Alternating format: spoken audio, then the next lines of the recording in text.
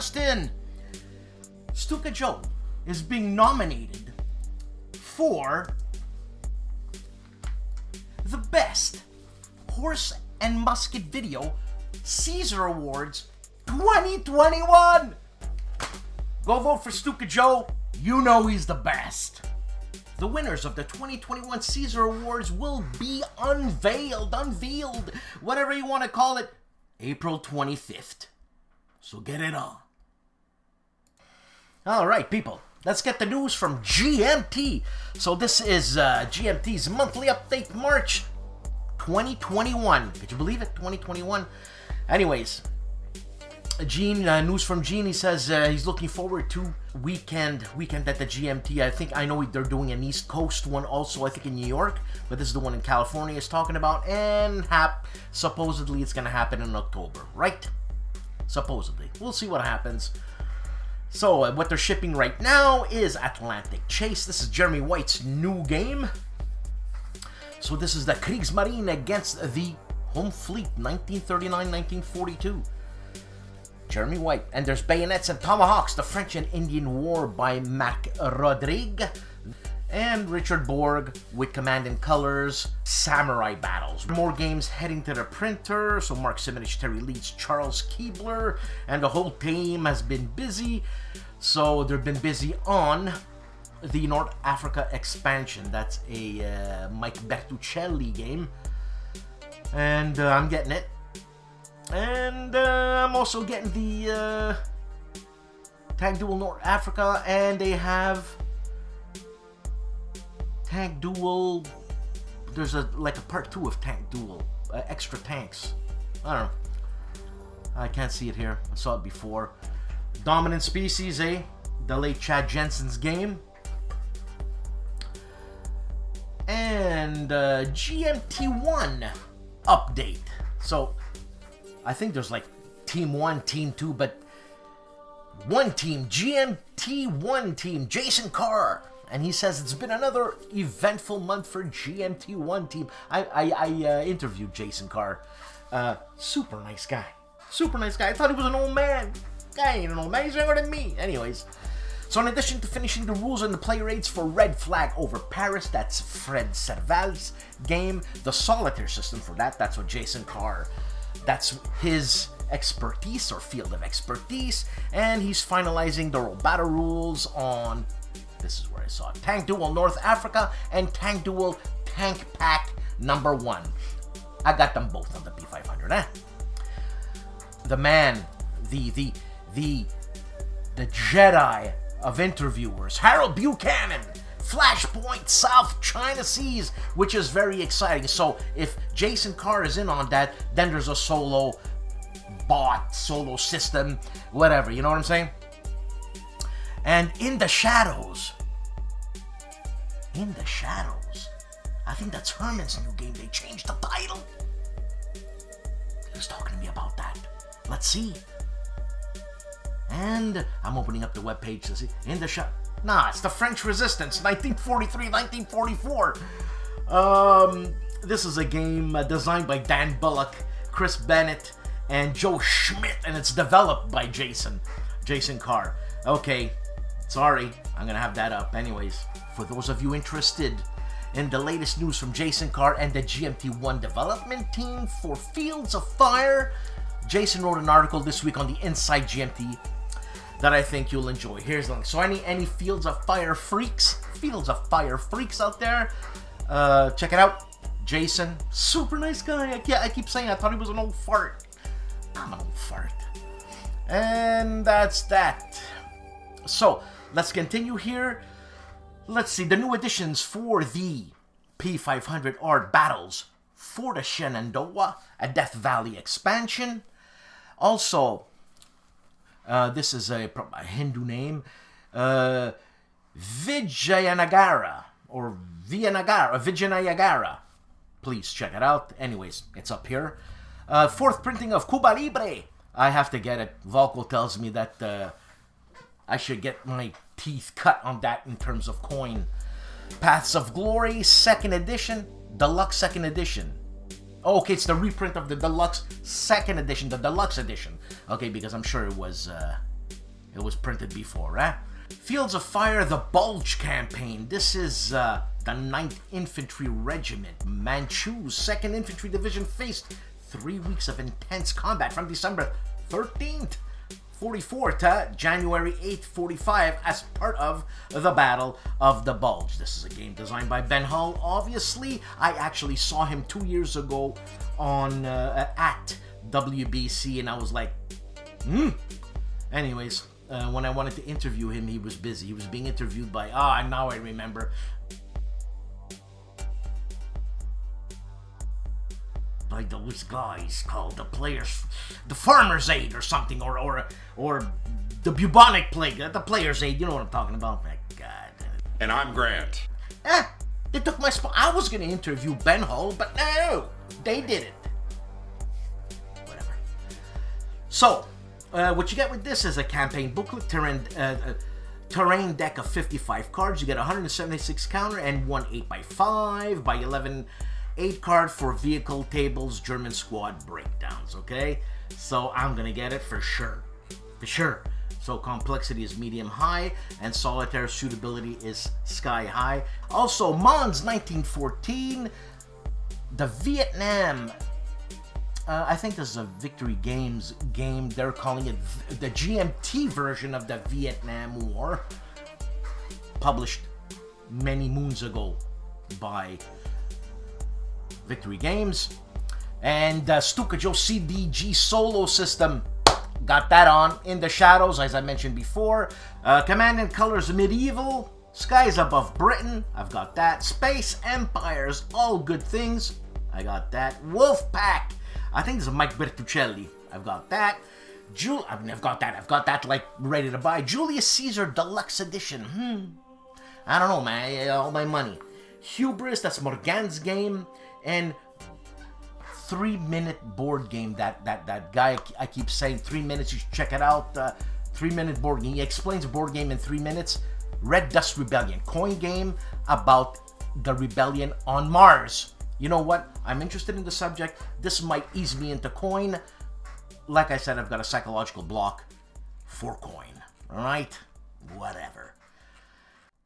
Our beloved Frenchman friend living in London, Fred Serval, game designer of Red Flag Over Paris on GMT P500. I got my copy ordered. Fred asked me to let you know what's going on.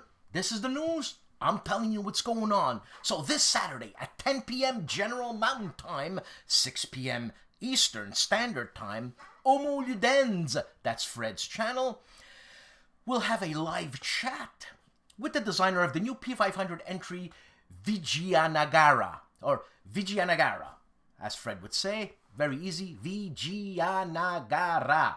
Vijayanagara. I know I massacred it before, so Fred knows them pretty well, as this game was the winner of the first edition of the Consim Game Jam.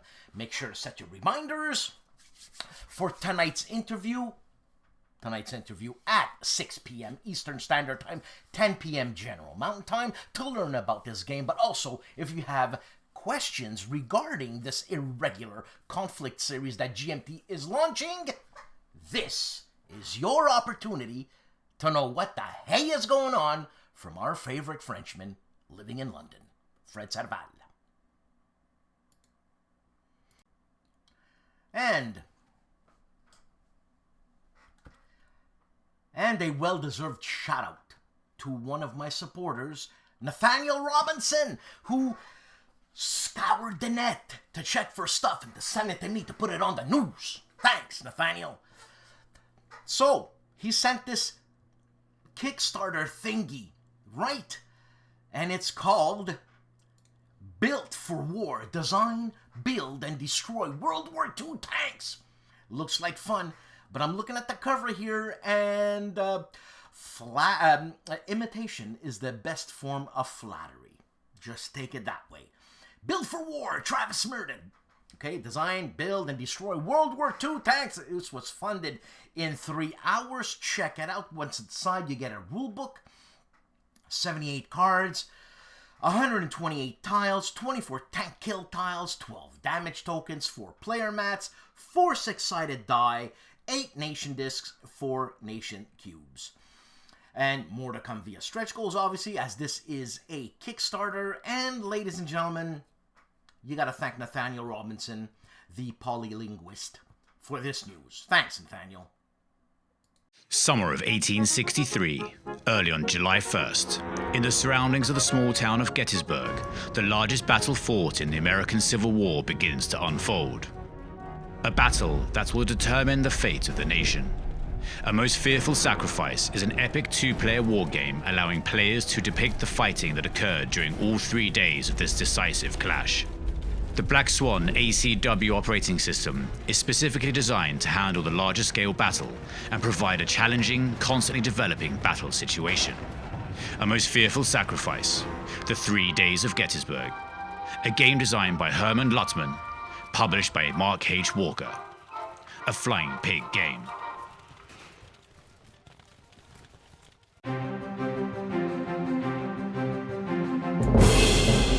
Edizione Lepanto 1571. This, actually, October 17th, 1571. The Call Me GNC is going to be, once again, the scene of one of the most important battles in history. So, this game, Enrico Acerbi, for all you Italian lovers out there, is a newly published game by Enrico Acerbi, published by ACS Edizione. You get 3 maps with this 400 plus counters, 6 player aids, rulebook, and 1 player book. Check it out. Lepanto. A Sea Turned Red by Blood, Sunday, October 7th, 1571. Tiny Battle Publishing and D-Day and beyond. This is the largest game they've ever printed. Tiny Battle Publishing, that is. They have a map, or the game surface is 36 by 28 inches with 352 counters, alrighty? So this is the largest amphibious invasion in history, obviously. Opened the final chapter of the war in Europe with the landings on 4 Normandy beaches. Compass Games, a new direction in gaming. The Doomsday Project, Episode 1, The Battle for Germany. The Doomsday Project is a sub-series of the operational scale system featuring wars that never happened. I'm reading right out of the Compass Game website, and it says there will be games on the Persian Gulf, the Balkans, the Far North, the Far East, the Strategic Naval War, and of course, a game of total nuclear war.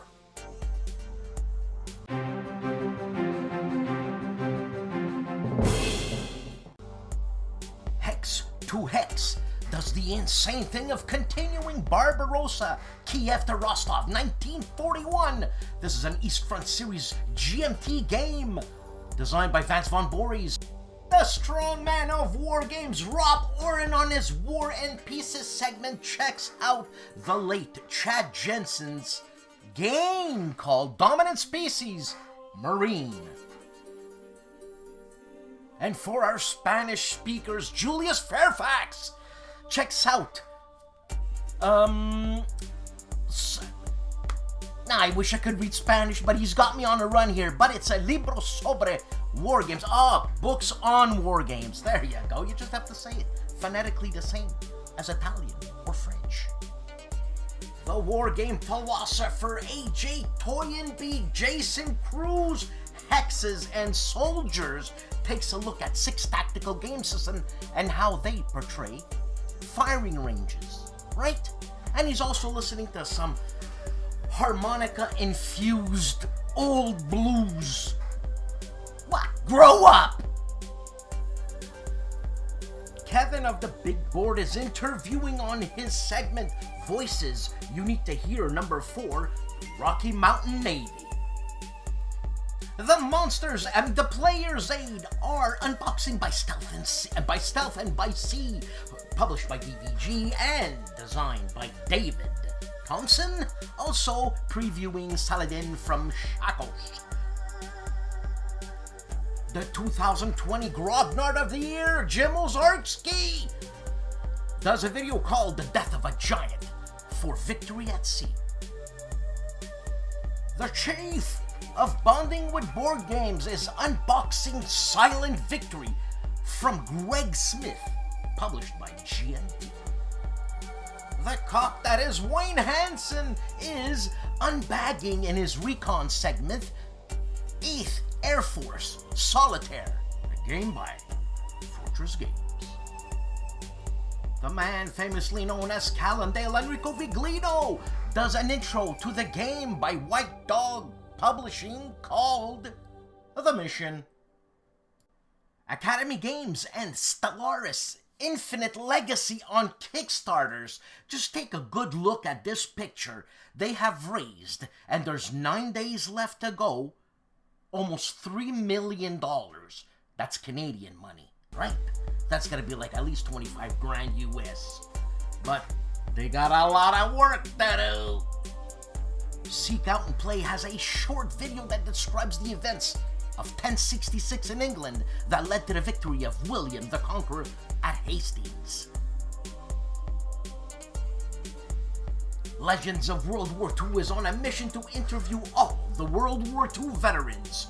Check it out this week. He checks out a World War II veteran, B-17 bomber pilot. He shares his combat experience. Legends of World War II. Combat Board Games has a section called Looking At. You choose World War I, an interactive history adventure book. Cody of the Discriminating Gamers continuing his top 100 games of all times, numbers 60 through 51. ARDWULF and myself were on the No Enemies Here interview channel called In Conversation, but what am I saying here? It's not that at all.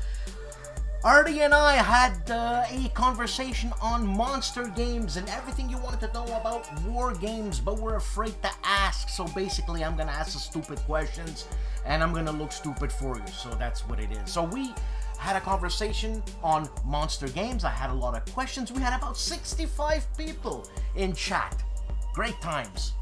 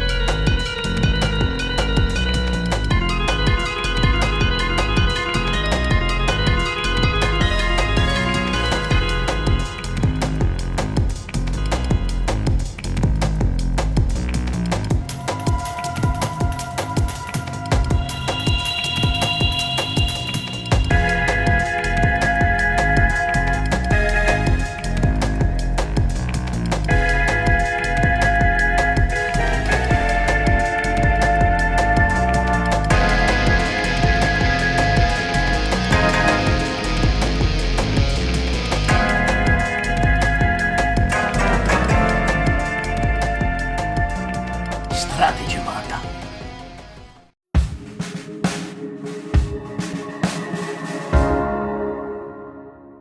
Hello everyone, this is Michel Leviathan Sorbet from the Polish YouTube channel Wojennick TV. Dan, 1 week ago, during your video, you said that you like Polish people, that you love Poland. This was such a great declaration from you, I really appreciate it. And I must say that during all my life, I only encountered very positive and great people who come from Canada. So it is also a time to say thank you and hello from Poland. Nous vous aimons très fort, tous les Canadiens sont nos frères. Now, passing to my weekly roundup, I published 4 movies on my YouTube channel as always, and 2 of them were dedicated to BIOS Genesis. I started a playthrough and I published 2 movies which are focused on this game. The first one on Sunday, the second one on Wednesday. Both movies are in Polish, so if you're interested in taking a look on how life appeared on our planet, what factors were the most important ones which made this possible, this is the game that you should be looking at. So this will be a long playthrough, 6 parts, and the 2 first are already all online. On Tuesday, the movie in English, and this time it was the review of 262, published by Taktyka and Strategia. The Polish version of this review sparked an extremely hot discussion, an extremely tense discussion between me and other gamers and the game's author. So this was an interesting thing. The English version of this review is pretty much similar to the Polish one, so if you're interested in taking a look at it, go ahead. It's a game about the Messerschmitt Schwalbe 262, the first jet fighter which was operationally used during a conflict. The subject, extremely interesting. The game, well, see for yourself. On Friday, the last movie which I published, and this time it was the Polish review of Moonflight. That's not a war game, but an extremely interesting game because this is a deck unbuilder. Most card games are focused on deck building, but in Moonflight you will firstly construct your deck, but then you have to unbuild it. So this is an interesting approach to deck building. That's it from me. I wish you a fantastic weekend and a great week to come. See you next time.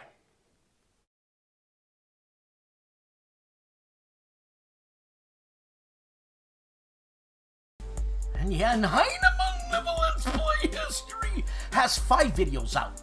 And he's playing Fields of Glory 2, Strategic Command World War II War in Europe, and Fields of Glory Medieval. Dad vs. Son is starting another opus. I should say a magnum opus this time, with Combat Commander, Scenario 33. It's a playthrough. Ronnie Tucker, artist and illustrator, gives us a couple of videos of magnetic chit holders. Greetings everybody, it's Jim. I'm pretty sure that everybody's aware that I've been doing a lot of the micro games for metagaming, as unboxing them and playing them and giving you a review. I did a lot of unboxing videos at first, but they're all uploaded now, okay, and they're ready to be viewed. I mean, I did have them staggered at first for release, but I'm like, just release them all. I could promote them once a week, but it doesn't mean I shouldn't have them available. So if you see something you want to see, whether it be Rommel's Panzers or Stalin's tanks, go ahead and watch the video.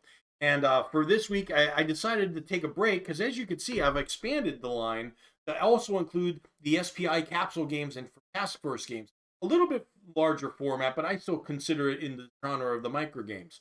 They certainly are. And this week, I've also gotten released my review for Holy War and Black Hole. One of them hits, one of them misses.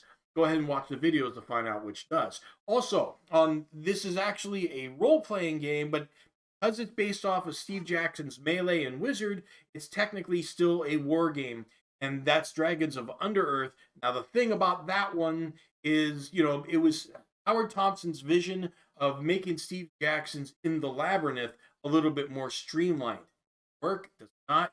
Watch the video and find out. But anyway, these are going to keep on going. I've really fallen in love with these innovative little games, and I think it's got me motivated to make my own. You might hear about that soon. So anyway, thank you very much, guys, and I'll see you in the videos.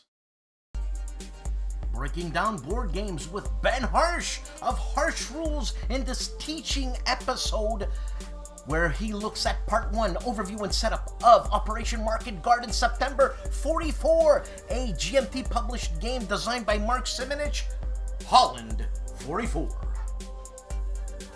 Sometimes we have to unwind and relax from the strategies and tactics of a hardcore war game and try the strategy and tactics of a Euro game called Sea of Legends, Harebrained Games, Sea of Legends, Stupid Unboxing. Not my words. The War Game Minister, Joel Toppin, checks out Great Battles of History, Volume 6, Battle of the Rhine, Caesar versus Ariovistus, 58 BC. And for all our Italian speakers or people who want to learn Italian, Mauro Faina, Episode 64 of Il Giannizzero Nero, the Black Janissary, or the Dark Janissary. Special, this is about what's going on in this channel. The special is War and Warriors, Guerre e Guerrieri. Rough Swordman War Gamer checks out in his segment a game from Jaquinto. This is an unboxing, and it's in his Open the Box segment called Marine 2002. GIMPY of the GIMPY Gamer has a channel update, and also GIMPY's gal guesses age of dogfights, World War I.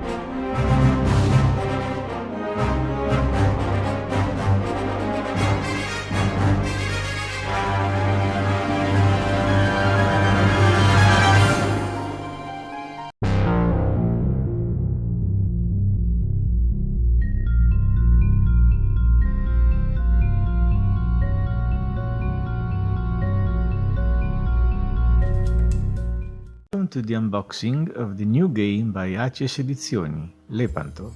Here's the box, the back with always full of information,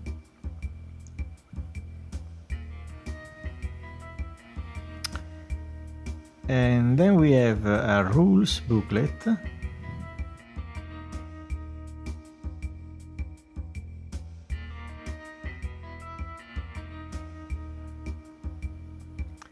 a player book. It's full of examples of play and many illustrations.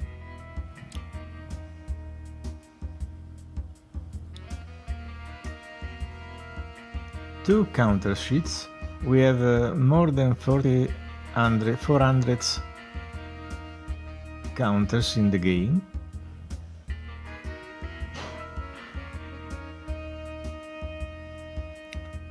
Then we have 6 player aid cards.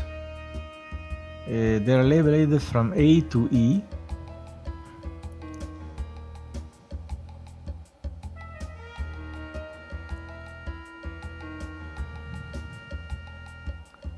And then the C bottom card, where you place the sunken ships. Lastly, we have a 3 pieces map. They're labeled A, B and C, of course.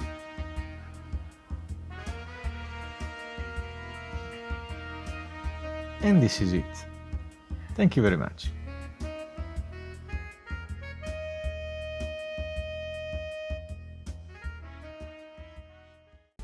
And check out Stigler on A Stigler for Details number 13, where creating vassal game / scenario preset files are in order.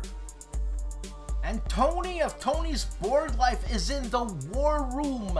This is, I'm assuming, a new interview channel started by Tony. He has Mo of Mo's Game Table and Rough Swordsman Wargamer. Counterproductive Games is playing an old classic, War at Sea. World War II Solitaire Board Game channel checks out D-Day Dice 2nd edition. This Board Game Geeks and Grognards unboxing.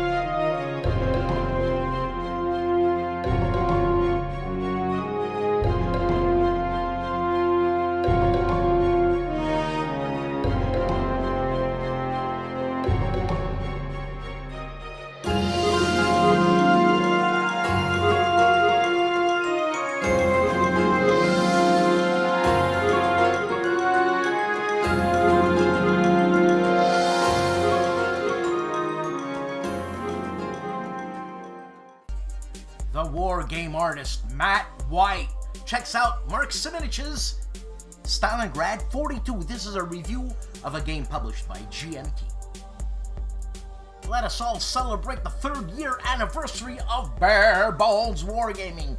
Happy anniversary, Tim Korchnoi. Great channel, 3 years. And you know, I'm just a week away from being 4 years. We're the same, bare bones. For all our Italian listeners, Riccardo Mazzini talks about battles on demand. Steve Indulges unboxes the Deadly Woods and also has a video of, you know what grinds his gears. And Korea, Fire and Ice, an introduction and a campaign setup and basics.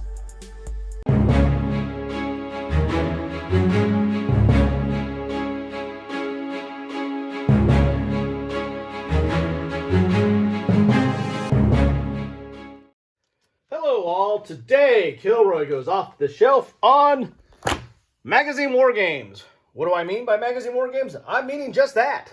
War games that come along with a magazine. Now, a lot of these magazines are what you might call house organs, meaning that they're either published by a war game publisher or they're dedicated to a certain publisher's content. Examples of this are Special Ops, which is Multiman Publishing, Wargamer, which I don't think is still around, but that's 3W. Counterfact is One Small Step Games. Paper Wars is Compass Games. And for example, this is kind of how I store my magazine games. I put them in these clear envelopes. It keeps my counters, it keeps the rules, it keeps the map. And that's what you get in one of these war games. You get just that. You get rules. Sometimes you can pull these out, like Decision Games allows you to remove the rules easily and store them away. You get a counter sheet and you get a map. And that's about it. You don't get player aids usually. At least you don't get mounted player aids or thicker cardboard player aids. You basically just kind of get that. And sometimes the charts themselves are stuck in the magazine. Not the best thing. But that's an example of, house organs. There's other magazines that are kind of dedicated to, war games in a magazine, like Against the Odds, which really kind of covers, just by its title, situations that are against all odds. They're always covering those kind of desperate situations and trying to simulate or model those. With Decision Games, for example, the Command's another example of these. Decision Games has 3 different titles. They have World at War, which is World War II. They have Modern War, which is just that, modern games. And then you have Strategy and Tactics, which covers the Gambit. And, the War of Jenkins' Ears. How often do you see a game on that? And that brings me to, why do we have magazine war games? Or better yet, do we even like magazine war games? And magazine war games are a love-hate relationship. There are people that love them. There are people that hate them. I kind of fall a little bit more on the love side because of the pros. And the pros to me for magazine war games are they cover, obscure titles. They cover stuff that is not covered by the big box stuff. So I like that. I like the variety. I like the coverage of that. I also like the fact that, they don't necessarily come in a box. I can store them. If I get the rules out, or even sometimes I put the magazine here, I can store them in these little envelopes here. Put my counters in baggies, put everything in here, and that doesn't take up a lot of room because I have a lot of games and I don't have a lot of room. So I like the storage aspect of it. I also don't mind the price as much. Now, these things can get kind of pricey. The World at War here is $40 at retail. You can usually, if you subscribe, you get a lesser price, and you can probably find better deals online over time. But if you get a better price, then I feel like you're getting a game on a topic that's not normally covered, and you're getting a magazine. And these magazines, usually cover, an article on the war game at issue or historical background on it, and it's going to cover other topics. World at War covers World War II. Strategy and Tactics covers the Gambit of the history of warfare, and Modern War covers modern war. Some of these other magazines, for example, like C3I, it really is kind of almost a house organ. It focuses on GMT games mostly in its coverage, and also gives you errata and counters and variants and inserts and player aids for GMT games. And even some of its more recent issue actually gives you a game. This one came with the Battle of Kursk. Some of its more recent issues do come with war games. Not all of them do. So I like that variety. I like having a little bit of the historical background. What are the cons of this? Well, some of these games, you know, you don't want that. You don't want the magazine. You don't think the writing is all that great. So you just want a good game. So why do you want to get a magazine game? That's a con. Another one is these games aren't as developed as big box games. Usually. They're getting better, but over time, there's a rush for publication a lot of times, and these aren't as fully play tested or fully developed. And you know, you just don't get the same feel of a box game. You're also not getting the player aids. You're not getting, you know, the heavy printed cardboard or mounted, you know, maps or all the different player aids that you would normally get in a big box game. And some people just like big box games. They want to have a box. They want to put everything in a box and put it on their shelf and have it there. So, you know, there is some cons to these games as well.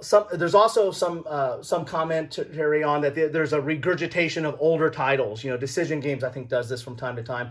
They're going to pull out something they've done in the past.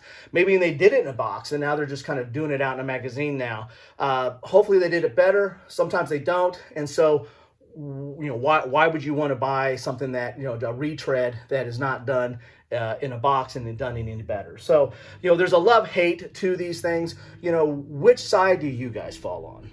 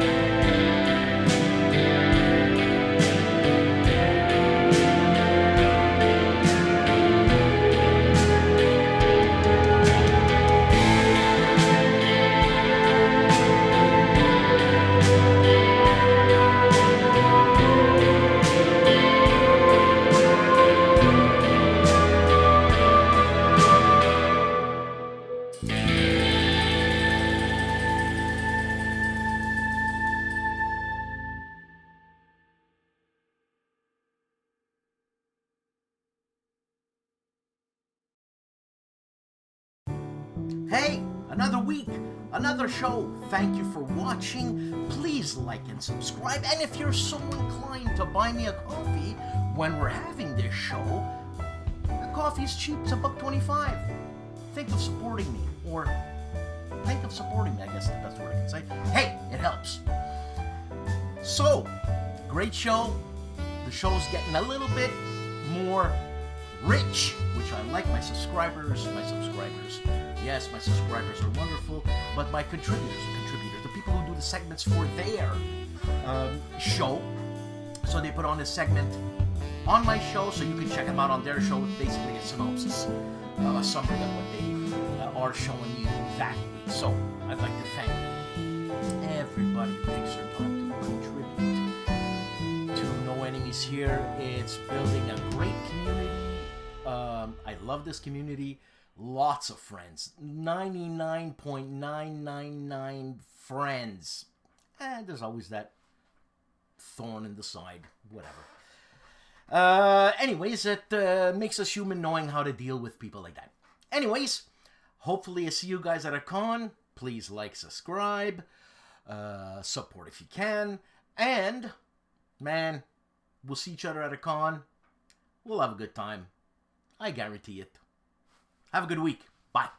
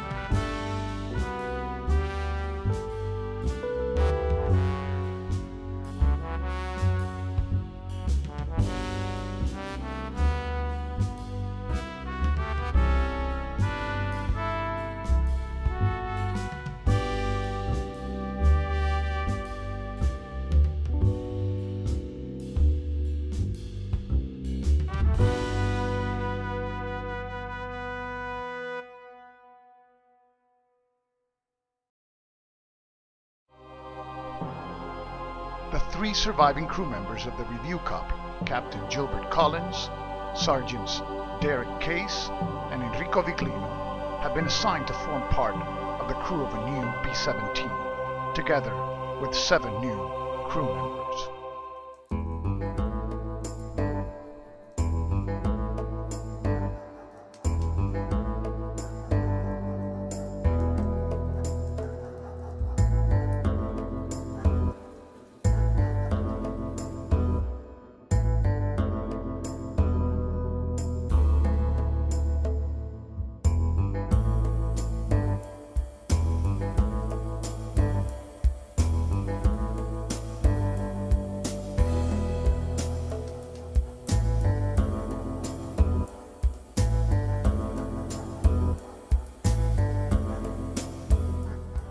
Diamond Lucy is about to take off in B-17, Queen of the Skies.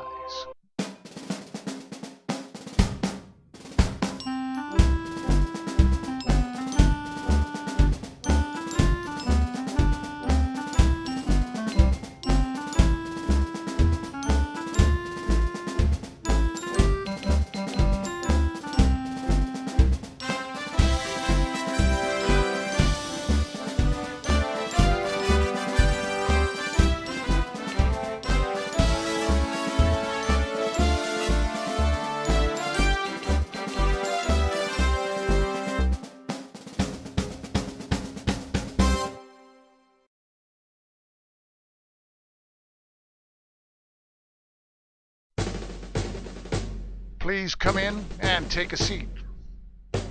I know you've been training hard for the last 6 weeks, and this is your first mission together. So please listen carefully. Today's target is the industrial sector of Lille in occupied France. Your bomber will be in the middle position.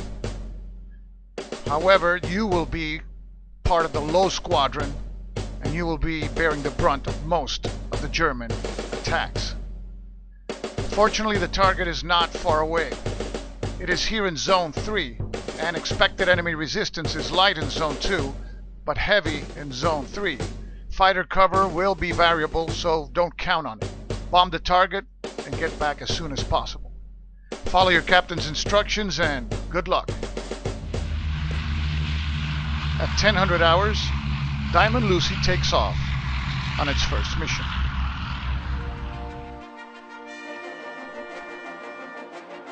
The crew is eager for action, and morale is high.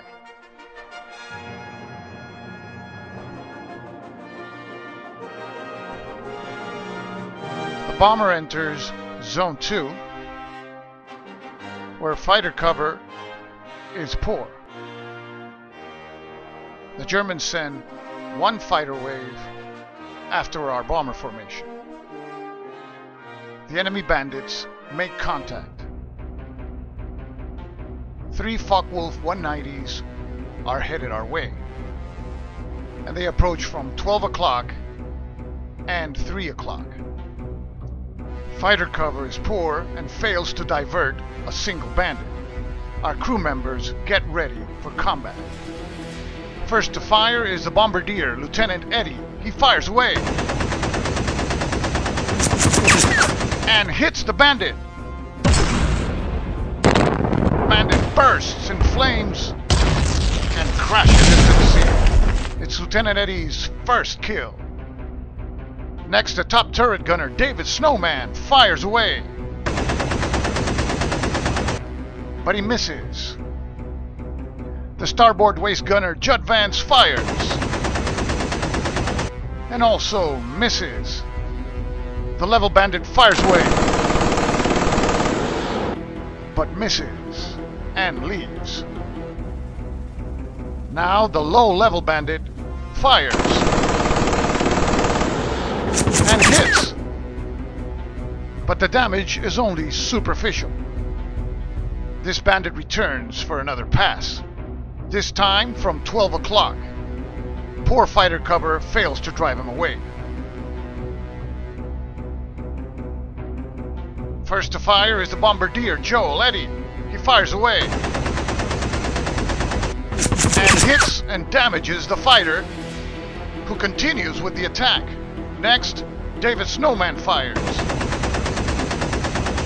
but misses. The German fighter moves in for the kill. And he hits our bomber in both of its wings. The landing gear in the port wing is inoperable. And the aileron in the starboard wing is also out of action. The bandit flies across where the tail gunner Viglino awaits him. But he misses. Our crew members prepare again for another attack by this brave German pilot. This time, he approaches from 130 level. The only crew member that has an angle at him is the navigator, Hayakawa. She hits, and the bandit dissolves in a ball of flames. It's Hayakawa's first kill. Diamond Lucy enters a target zone where the weather is good.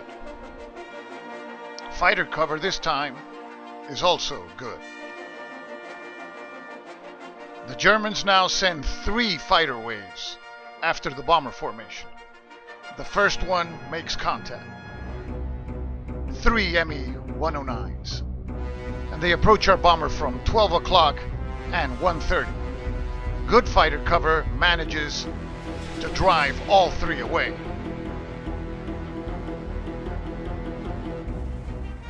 No time to relax because the second wave makes contact. This time 2 109s and a 110, attacking from 10:30 and 12 o'clock.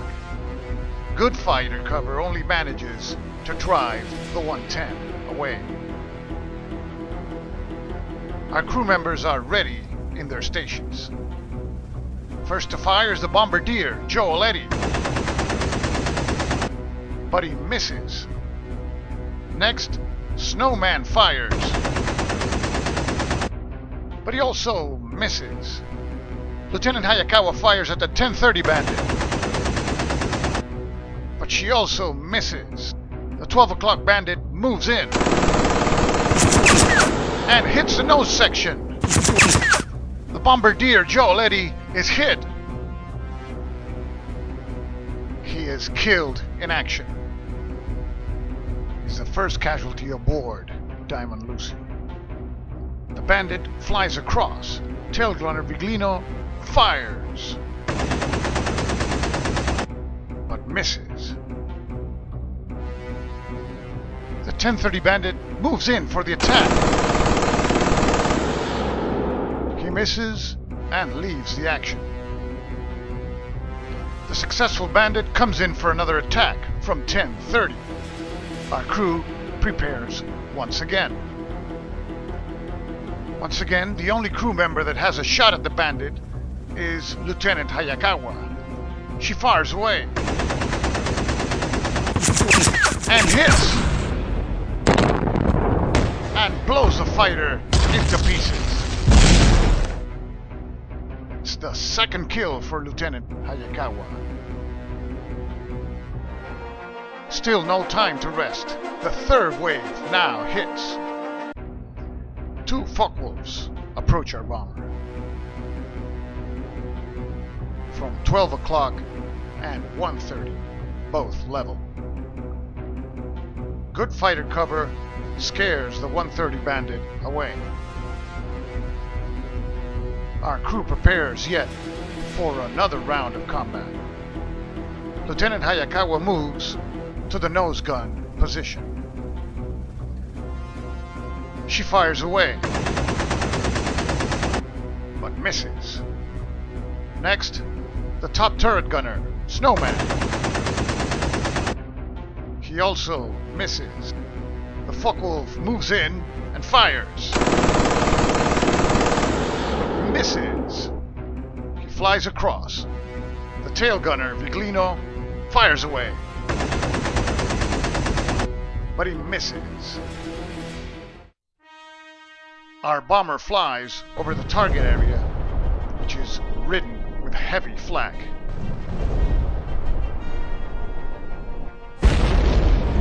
port wing is hit.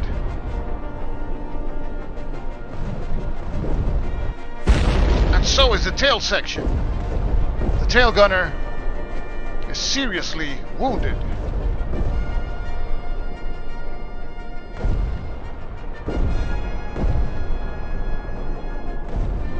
Our bomber prepares for the bomb run, but the bombardier killed. The bomb run is off target, and none of the bombs fall even close.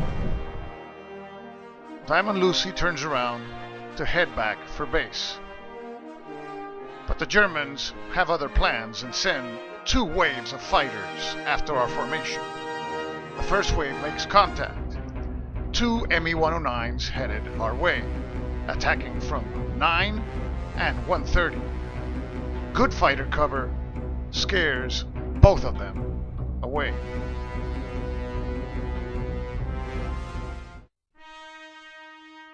No time for rest because the second wave hits. This time 4 Focke-Wulfs are headed our way. And they approach our bomber from 9, 12, 130, and 3 o'clock. Good fighter cover manages to drive the 130 bandit away. And our crew prepares for one more round of combat. This time, with the tail gunner seriously wounded, there will be no fire from his position. First to fire is Lieutenant Hayakawa. She fires at the 12 o'clock bandit, but she misses. Next, the port waist gunner Schmidtgen spray fires, but the 9 o'clock bandit continues its approach. Snowman spray fires and hits the bandit and blows him from the sky. It's Snowman's first kill. Waist gunner Vance spray fires, but he misses. Next, ball gunner Barry spray fires at the bandit, and he also misses. The 12 o'clock bandit fires away and hits our bomber in the nose section, but the damage is superficial. This bandit will come back. 3 o'clock bandit fires, but misses and leaves the action. The 12 o'clock bandit returns for another attack. Only Lieutenant Hayakawa has a shot at the bandit. She fires away, but misses. The bandit closes in for the kill. This time he misses and leaves.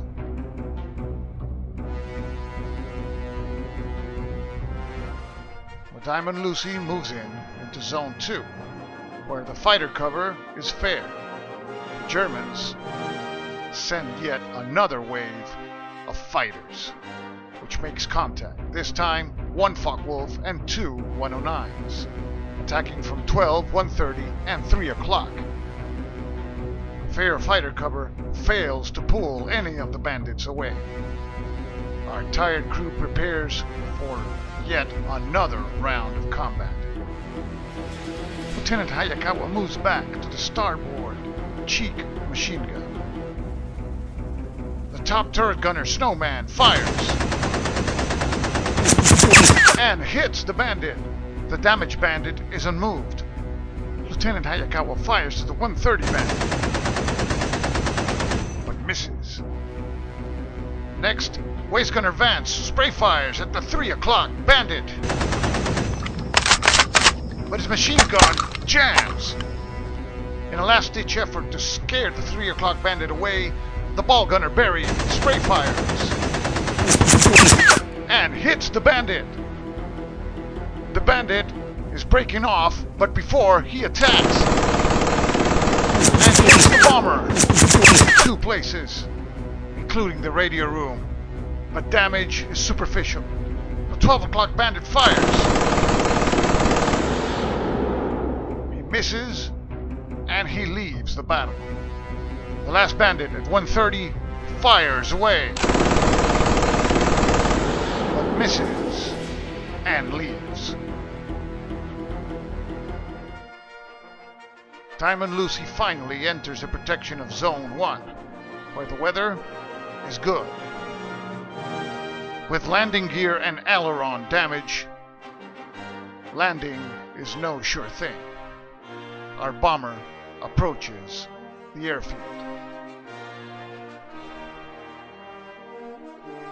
And landing is successful for crew and bomber. In its first mission, Diamond Lucy failed to deliver bombs on target. It sustained serious damage to its wings, but 2 of its crew members shot down 3 enemy aircraft. However, the crew lost its bombardier, killed in action. Another crew member, tail gunner Viglino, sustained serious wounds. He recovered, but he will not fly again. The crew members are given very little time to mourn their loss. They stand ready for their next mission. B-17, Queen of the Skies.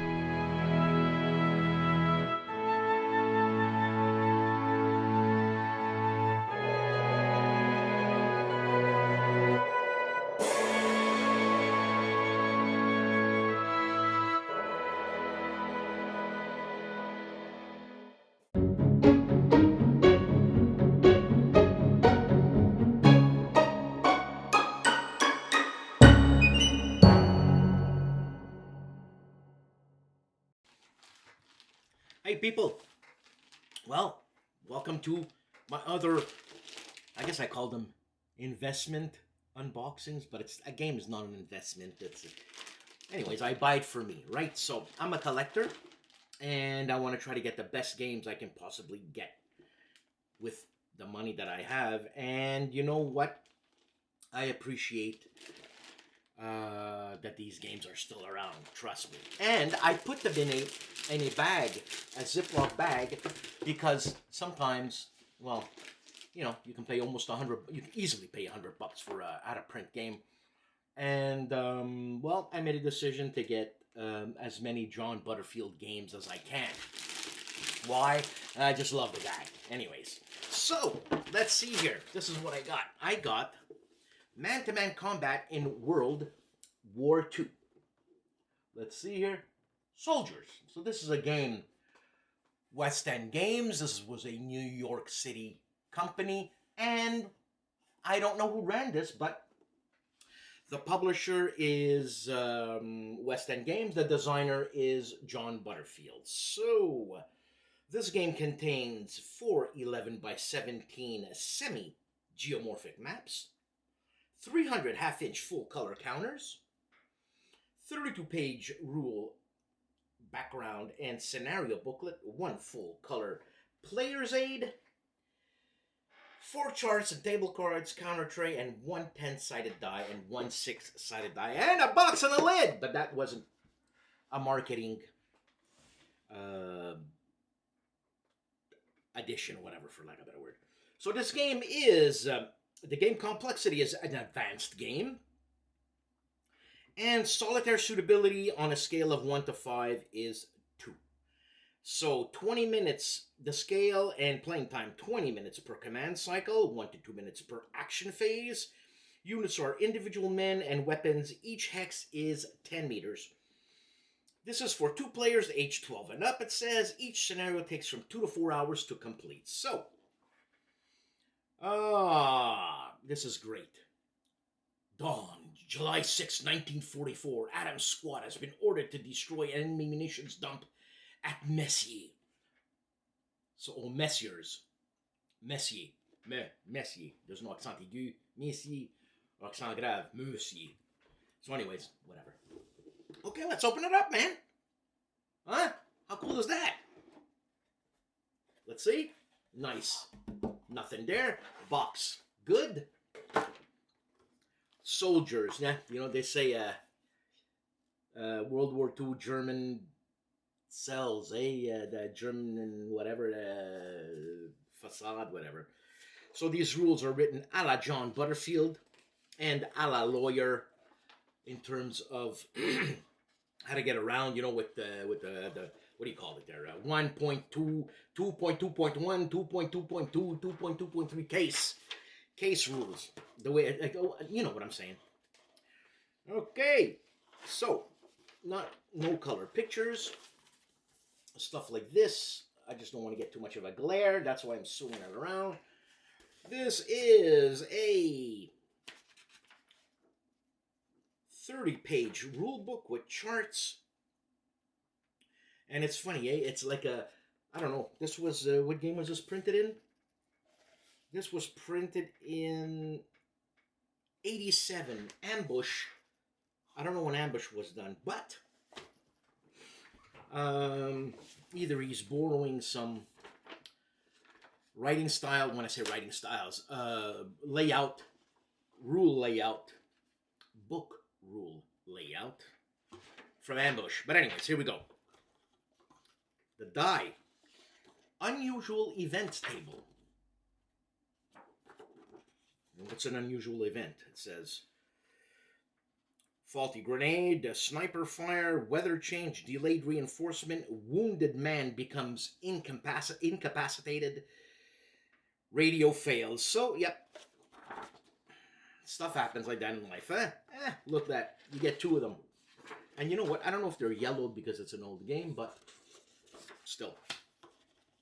Yeah, it's very ambushy, eh?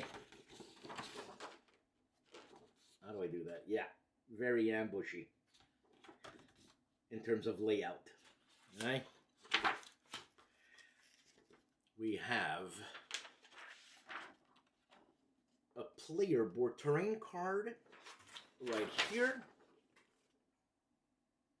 Soldiers. Huh?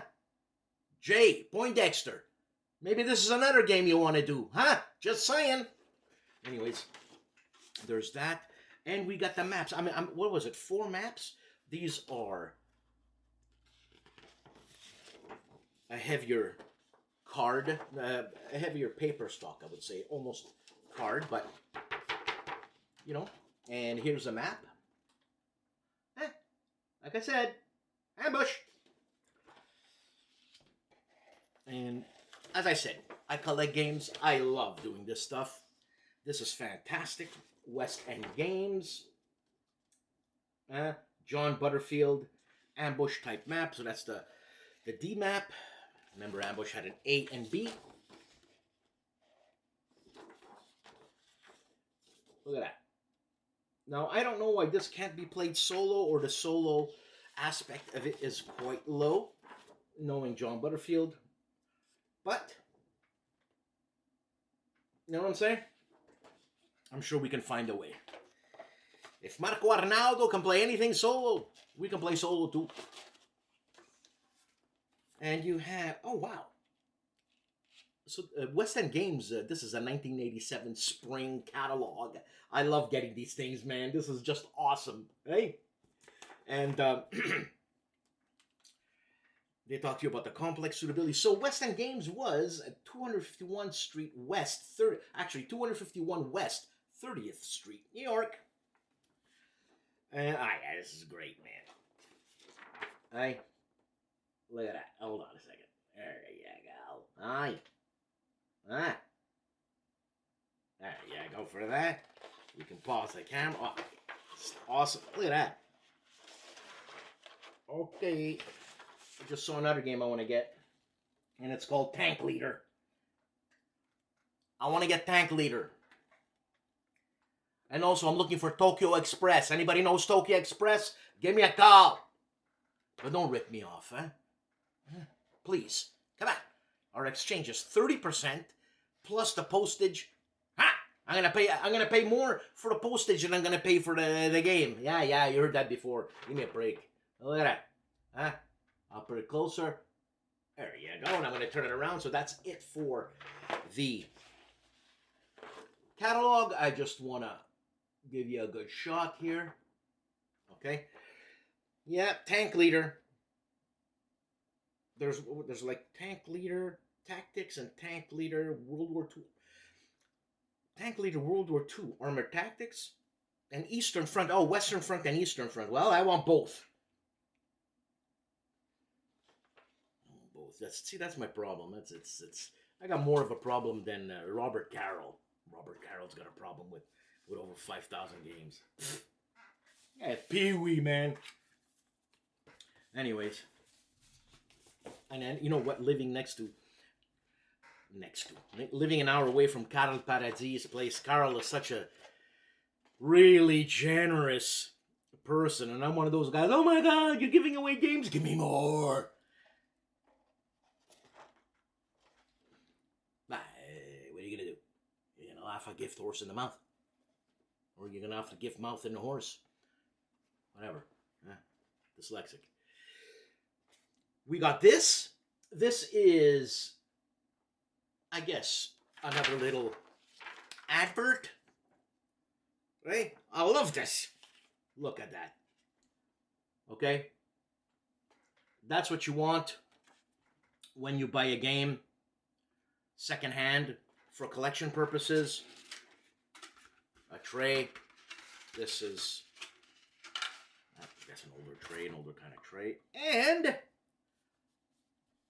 unpunched. Okay, look at that.